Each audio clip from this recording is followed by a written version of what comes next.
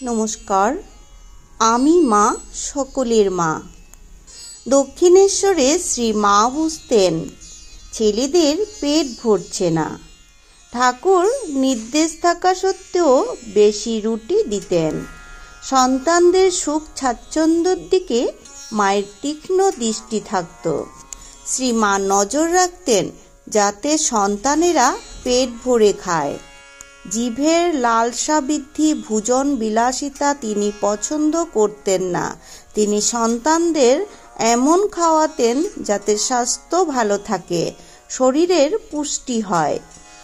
শ্রী মা তখন উদ্বোধনে, সেখানে ভালো থাকা খাওয়ার ব্যবস্থা, নিত্য মাছ রান্না হতো। মায়ের বাড়ির খাওয়া সাধারণ মধ্যবিত্ত পরিবারের মধ্যে ছিল। শ্রী মা রাঁধুনি মাসিকে ঠিক বলে দিতেন কে কি খাবে, কতটা খাবে, এমনকি রুটির সংখ্যাও পর্যন্ত বলে দিতেন। মা ঠিক বুঝতেন কার পেটে কি সইবে। জয়রামবাটিতে কত জায়গা থেকে ভক্ত আসত।